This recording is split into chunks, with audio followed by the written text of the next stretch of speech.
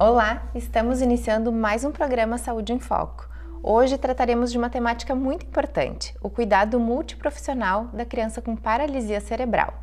E hoje temos como convidados, então, a psicóloga Caroline Xavier, aluna do mestrado materno-infantil, a professora Juliana Martins, que é do mestrado em Ciências da Saúde e da Vida, também as mestrandas Ana Paula Barbosa e Karen Coronel, além dos alunos da graduação Helenice Dutra e Igor Balsa. Sejam todos bem-vindos. Né? Essa temática é muito importante para ser discutida, né? Porque poderá ajudar muitas famílias que têm crianças com paralisia cerebral em casa e também para a gente discutir um pouquinho qual a importância multiprofissional no atendimento dessas crianças para que elas melhorem a sua qualidade de vida principalmente. Então eu gostaria de iniciar, né, conversando um pouquinho com a professora Juliana e pedindo para que tu nos contasse um pouquinho como é que são as características dessas crianças com paralisia, como é feito o diagnóstico dessas crianças. Bem, bom dia a todos, né? A paralisia cerebral, ela é o resultado de uma malformação ou de uma lesão encefálica quando o encéfalo está em desenvolvimento. Então, ela é caracterizada principalmente por alterações de movimento e de postura, mas a criança também pode apresentar distúrbios sensoriais, cognitivos, convulsões, alterações na fala e na deglutição, entre outras características. Então, o diagnóstico ele é baseado nesses achados clínicos e na história da criança. Né? E ele costuma ocorrer quando a criança não está alcançando os marcos motores adequados para aquela idade em que ela se encontra. Em alguns casos, né, o neuropediatra ele vai lançar mão de exames de imagem, então, para confirmar esse diagnóstico. Gostaria de fazer uma pergunta sobre a paralisia cerebral. Quais os fatores de risco e como pode se prevenir? Os fatores de risco, eles existem, né, e eles podem ocorrer antes do nascimento, no momento do parto ou após o nascimento. Nós podemos exemplificar, por exemplo, como as infecções na gestante, a prematuridade, né, principalmente se o bebê ele for de extremo baixo peso, o que vai predispor à ocorrência de hemorragias intracerebrais, a asfixia no momento do parto, prolapso de cordão umbilical, as malformações cerebrais e as infecções na criança, como por exemplo a meningite, são fatores de risco.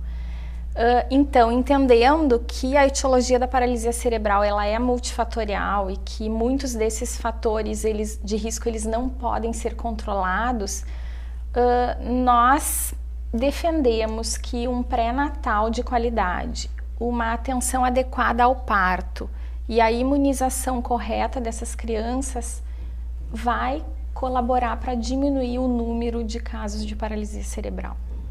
E esse número de casos de paralisia cerebral, hoje nós temos na literatura que é em torno de 1,5 a 4 para cada 1.000 nascimentos, né? Um número bem significativo. Então eu gostaria de perguntar para a Caroline, que tem uma experiência numa outra área de tratamento, de acompanhamento dessas crianças, né? Que é a ecoterapia. Como é que tu recebe, né, essas crianças? São muitas que procuram? Como é que é esse tratamento? Sim, geralmente nas crianças, assim, quando são diagnosticadas, elas têm um tratamento multiprofissional, né? Então elas são tratadas por vários profissionais.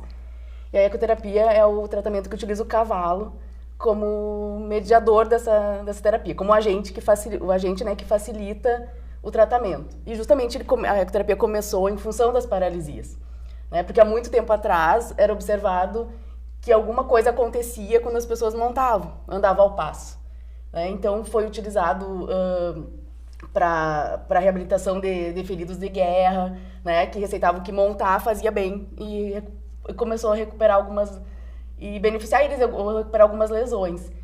Então hoje, né, a ecoterapia é muito procurada para as paralisias, né? Ela é um tratamento que utiliza então um movimento, né, que começou porque o movimento do animal, do cavalo, ele é um movimento tridimensional, ele é semelhante ou quase igual ao nosso caminhar. Então isso, a pessoa, né, com paralisia, seja ela uma paralisia assim que desde o nascimento ou sequela de algum AVC, que tem alguma lesão, ela é como se ela tivesse montada ela caminhando sem as suas pernas. Então o cavalo empresta aquele movimento para que vá sendo estimulado né, no cérebro ali aquela lesão onde tem essa lesão, que muitas vezes pode ser recuperado, né, e outras não, né, então, mas que serve como uma atividade física, né, tem esse benefício físico, além do benefício psicológico, né, que a gente trabalha também em função de que a terapia é um tratamento interdisciplinar, é sempre atendido por mais de um profissional. Então, a gente trabalha todo o aspecto global do paciente, né? No nosso caso, lá a gente chama de praticante. Então, a gente trabalha todas essas questões, sejam elas físicas, psicológicas, sociais, né? De beneficiar o corpo ali, mas também o bem-estar, a alegria de estar ali, de estar sendo igual a outros também, fazendo o que outros podem fazer, né? Então, a gente tem esse trabalho, né, em conjunto, né? E temos bons resultados, é muito procurado, né, e a gente né, investe nesse e tenta procurar que pesquisem, né, que dá oportunidade para que falem, que todas as profissões conheçam, né, e a gente, né, em parceria com os médicos, com neurologistas, que hoje também estão abrindo mais esse olhar, né, e encaminhando, né, porque a gente precisa também da parceria deles ali para nos ajudar, né, nesse processo. Eu imagino que vocês têm uma vivência importante, porque tu disseste que o trabalho multiprofissional é o foco, né? E melhora bastante a qualidade de vida de cada uma dessas crianças, principalmente, que são atendidas. Sim, e a gente, né, a qualidade de vida em função de estar em outro ambiente, né? Às vezes essas crianças convivem muito em tratamentos mais convencionais, né? Os passeios às vezes é só para consultórios, então lá o ambiente a gente ocupa, né? Tenta ocupar todo o espaço, né? Que com outros animais, tem cavalo, tem a natureza lá, né? Tem as árvores, tem, né, o tempo, a gente toma sol, a gente sai daquele contexto, né? Então isso já é um benefício psicológico para eles ali, de que eles aproveitam isso, né? Então assim, a gente sempre fala que é a importância ali de estarem felizes ali, né? E isso a gente consegue perceber. Às vezes a reação é o sorriso, né? Não tem nenhum movimento. Mas o fato de estar montado, a gente consegue, aos poucos, ir conhecendo eles, saber como que eles se comunicam, né? E o sorriso para nós é a maior recompensa, assim, né? De ver a alegria de estar ali. Então, isso é bem delícia, interessante. Né? Participar desses momentos. E o estado nutricional da criança também para essa atividade é importante, né? Para recuperar, para conseguir realizar os movimentos. Então, nós temos a aluna Helenice, né? Que está fazendo um trabalho bem importante, inclusive junto com a professora Juliana, né? Em parceria, né? Avaliando um pouco o estado nutricional desses pacientes. Então, eu gostaria que nos contasse um pouquinho, né, Helenice, como é que é a alimentação dessas crianças, o que eles costumam comer, como é que é o estado nutricional deles? Isso, bom dia. Bom, esse estudo contou com a participação de 40 crianças com diagnóstico de paralisia cerebral. E todas daqui da cidade? Todas daqui de Santa Maria, e ele foi realizado a partir de julho do ano passado até março desse ano. Foi realizado um trabalho, então, de avaliação nutricional, avaliação pela fisioterapia e também avaliação por uma fonoaudióloga. Da parte da nutrição, a gente avaliou o peso, a altura, o índice de massa corporal dessas crianças e também avaliamos o consumo alimentar. O que a gente teve de resultados? A maioria dessas crianças, no geral, elas estavam com um estado nutricional adequado, o que pode ser um reflexo de todo esse acompanhamento multidisciplinar que elas têm, visto que eram crianças que desde muito novas já tinham acompanhamento, inclusive algumas da ecoterapia, fisioterapia, fonoaudiologia, terapia ocupacional, além do acompanhamento médico, claro. Mas também a gente merece destacar alguns resultados que tivemos com relação às crianças que tiveram o índice de massa corporal menor, então um resultado maior de magreza, todas tinham um comprometimento motor mais grave. E com relação ao consumo alimentar, o que a gente encontrou, os resultados, foram um alto índice de consumo de proteínas e também o consumo de carboidratos, então de açúcar, principalmente açúcar refinado no consumo dessas crianças, talvez pela facilidade, pela maior aceitação, pelos pais tentarem de alguma forma suprir essa carência da criança, acabam optando por um carboidrato que não seria o mais adequado para elas. Bom, então como essas crianças elas têm dificuldade de mastigação e a dieta delas, né, normalmente é mais pastosa e rica em açúcar, a gente, né, procura sempre pedir que os pais iniciem essa higiene bucal dessas crianças bem cedo para que isso torne-se um hábito.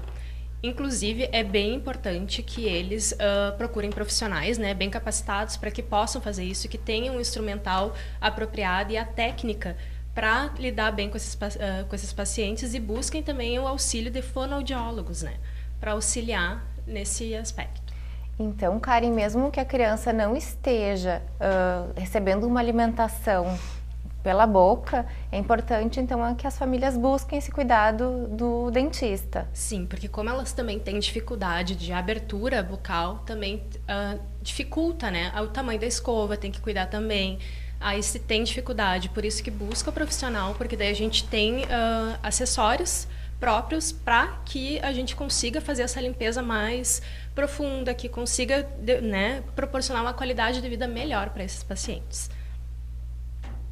Helenice, em relação ao teu estudo, teve grande aparição de disfagia e ela pode interferir no estado nutricional dessas crianças, dessas pessoas que participaram? Bom, sim, no nosso estudo a gente encontrou uma prevalência alta de disfagia. Então, o que seria disfagia? Seria uma dificuldade de deglutição do alimento, de engolir o alimento, que pode levar muitas vezes a aspiração, a tosses. Então, no nosso estudo, a gente classificou a disfagia em 4 graus, que variou desde a ausência de disfagia, que seria uma deglutição normal, até uma disfagia mais grave. E 70% dos nossos avaliados tiveram algum grau de disfagia. E isso muitas vezes pode levar a um consumo alimentar inadequado, a uma modificação, seria necessária uma modificação da consistência da dieta, então uma dieta mais pastosa. E muitas vezes o uso da sonda enteral também, que muitas vezes os pais têm resistência, mas um aspecto positivo que a gente encontrou nesse estudo foi de que as crianças que usavam a alimentação enteral, então via sonda, foram as que mais se aproximaram de um consumo calórico e proteico adequado, que seria o ideal para elas. Esse resultado é muito importante, então, né? Essa sonda traz grandes medos, né, para essas famílias, mas como ela é importante em alguns casos, né, melhora o estado nutricional todo do paciente. E, Ana Paula, tu querias comentar um pouquinho sobre isso? Como ela falou, os pais têm uma resistência um pouquinho maior, né, por causa da sonda, e daí prefere os alimentos, né, pastosos, e daí vai para o carboidrato, né. E a gente sempre orienta, né, a sonda, que aumenta até a imunidade da criança, ela fica menos apática, né, ela melhora todo o estado nutricional, né. Então, é bem mais... os pais têm uma resistência porque não gostam, né, da sonda, mas para a criança é bem melhor, né, e eles têm que ter uma absorção bem maior, então tem uma melhora em todo o estado da criança, né. Então, para esses pacientes que necessitam, ela vem como um aliado forte. Muito, né? Bom, Uhum. E, Juliana, tu consegues perceber isso também na tua prática, assim, que as crianças que têm um estado nutricional mais adequado, elas se desenvolvem melhor na fisioterapia também? A força muscular, digamos assim, ela é melhorada? Certamente. Então, os resultados são visíveis a olho nu, né? A criança, ela consegue participar muito mais da terapia, porque ela tem mais energia, inclusive, né? Então, nós sempre recomendamos e estimulamos esses pais que procurem, né, o gastropediatra, que procurem a nutrição, o nutricionista, sempre que a criança apresenta alguma dificuldade de alimentação que a gente consegue visualizar. E outro detalhe importante que eu gostaria que tu nos comentasse um pouquinho, como é que a gente poderia, assim, quais são os outros aspectos que se poderia trabalhar no desenvolvimento dessas crianças? Bem, eu vou conversar um pouquinho então sobre o papel da fisioterapia, né, com essas crianças com paralisia cerebral. Então, a fisioterapia ela deve iniciar o mais precocemente possível, né, e ela vai ter como base a estimulação das etapas do desenvolvimento sensório-motor da criança. Então, a partir de uma avaliação minuciosa e de recursos e técnicas adequados e personalizados para cada criança, nós vamos objetivar, então, facilitar a aquisição das etapas do desenvolvimento motor da criança, proporcionando experiências para que ela execute as funções de forma com mais qualidade possível, né? À medida em que ela vai modificando esses padrões anormais de postura e de movimento. Eu acredito que seja uma angústia, talvez, né, Caroline, para os pais, essa espera por esse desenvolvimento, ou quando ela tem o diagnóstico médico de paralisia, né, como é que essas famílias recebem essas crianças, né, como é que é a expectativa de desenvolvimento de ter um filho que talvez não vá correr como as outras crianças, né, não vai ter as outras habilidades, né, normais, né, consideradas, né, pelo menos. É isso, a gente tem que lidar bastante com a expectativa, né, da família, quando procura o tratamento, né, e no caso, assim, falar da ecoterapia, chega, às vezes, com uma expectativa de uma cura, né, de uma recuperação total, às vezes, né. Então, a gente trabalhar, né, e a família tem um papel fundamental e importante ali, né, no processo, né, porque voltando um pouco à questão da equipe, né, a importância da fisioterapia, né, na ecoterapia para paciente com paralisia é imprescindível, assim, tem que ter o acompanhamento da fisioterapeuta, né, junto, tanto para montaria, quando tem condições de montar sozinho, quando não tem, né, condições de fazer uma montaria dupla, né, então... Mas assim, então a gente tem essa questão do movimento, da recuperação física, e a expectativa dos pais é muito grande. E às vezes chegam focados nessa expectativa.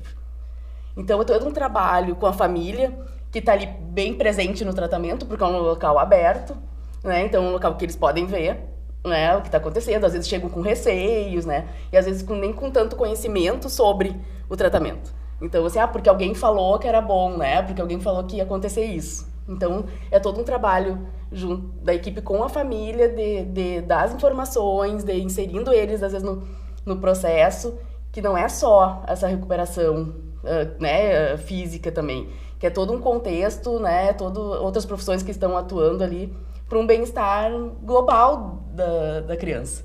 Né? Então, a gente proporciona e tenta, às vezes, né, colocar aqui, fortalecer os vínculos familiares, né, da mãe, da relação ali com o filho, que às vezes não tá muito legal, assim, né, às vezes estão mais resistentes. Então a gente tem um trabalho também com a família. Então eu sempre tento trazer eles para conversar, né, primeiro assim, né, nas primeiras sessões, assim, e colocar junto, fazer um momento, né, que eu digo que sempre tem um momento da fotografia, né, que é um momento bem alegre de trazer, né, daí vem a avó, vem a madrinha, né, vem todo mundo acaba indo visitar e um dia ainda assistir esse tratamento. Então, a gente proporciona isso, né, mesmo que tenha que parar um tempo, assim, e dizer que isso também é importante, né, e que é um momento que eles podem aproveitar, muitas vezes, de estar ali, de deixar, né, depois que tem mais confiança ali na gente, deixar que a criança se vincule melhor com a gente, com a equipe, e eles poderem estar ali, fazer uma caminhada, levar um chimarrão, né? Às vezes é um momento que tem para conversar, né? Sobre outras coisas ali, né? Também, assim, da família, né? Que às vezes não tem que estar sempre correndo, ou os passeios é só em função do filho. Então, a gente sempre incentiva que isso aconteça, né? Tem o momento do cafezinho, do chimarrão, uns levam um livro, ficam sentados lá no meio do campo, né? Então, tem isso que a gente proporciona, que isso também faz parte, né? Isso também faz parte do tratamento e vai ser bom tanto para a família quanto para a criança, que vai ter uns pais mais tranquilos, mais esclarecidos, mais, né, empenhados ali na adesão ao tratamento. Então, é muito importante essa questão familiar também, assim, a gente tem que estar sempre unindo tudo, né? Não é só o foco na criança. Então é bem essa questão do cuidado do cuidador, né? Porque essa criança vai precisar ter alguém com esse eixo, né? Com todo esse aporte para fazer esse cuidado. E, Juliana, e nesse manejo com os familiares na hora do atendimento, né? Porque o atendimento a gente sabe de qualquer uma, né? Acho que das profissões, não é só feito na clínica, né? Não é só aquela 1 hora de sessão com qualquer um de nós, assim. Então, como é que tu enxerga o papel dos familiares e como é que eles são estimulados a continuar esse tratamento em casa também? Bem, os objetivos terapêuticos, né, sejam eles quais forem, eles só serão plenamente alcançados com a participação e colaboração ativa da família.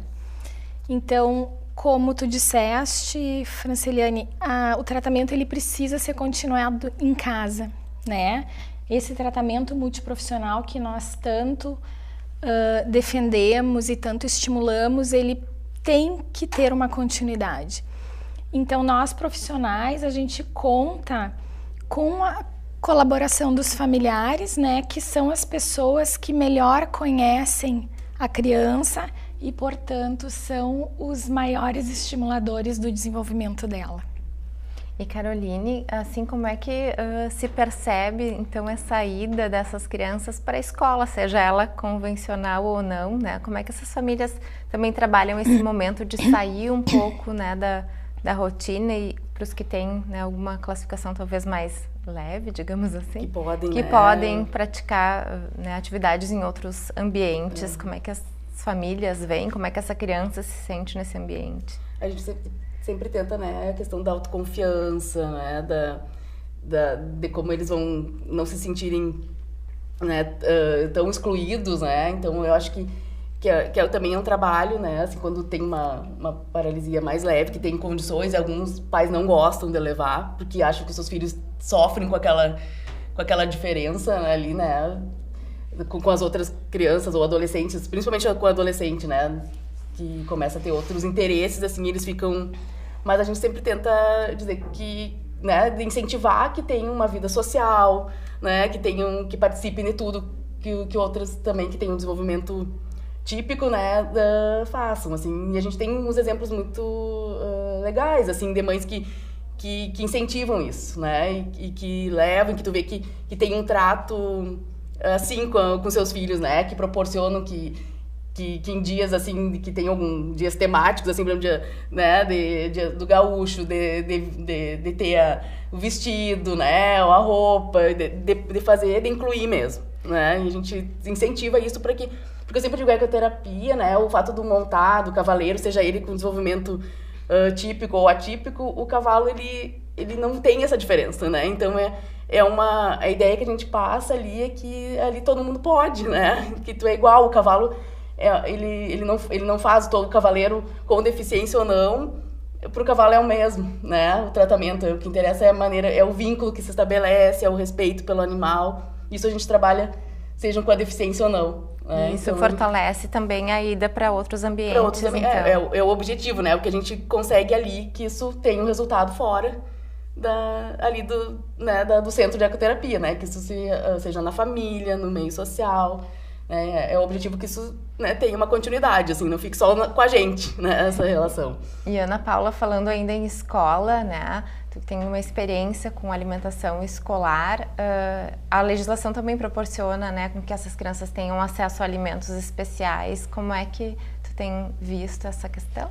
Na escola a gente tenta adequar, né, conforme os outros profissionais, né, orientam, e a gente também, né, mais ou menos a gente já sabe, e tenta adequar, né, e tenta colocar no mesmo ambiente, né, socializar com as crianças, né, e se a criança tem tipo um talher diferenciado, a gente tenta, né, se a mãe e o pai não trazem, a gente tenta ter, né, para ele não ficar diferente do que na família, né, reunião com os pais para ver como que é o dia a dia, para a gente não mudar muito também a rotina, né, e a alimentação a gente tenta adequar conforme, né, pastoso, conforme ele aceita, né, e a orientação às vezes do médico, né, ou da fono.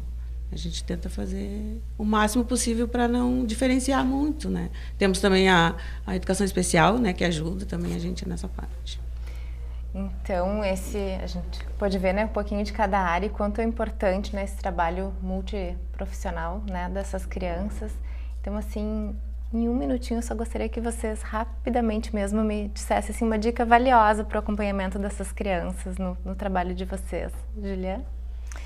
Bem, a dica valiosa é que a participação deles é fundamental e que nós contamos sempre com esse apoio, com esse envolvimento da família no tratamento, né? Então, nós não vamos conseguir nada por mais habilidades profissionais que a gente possua, por mais experiência.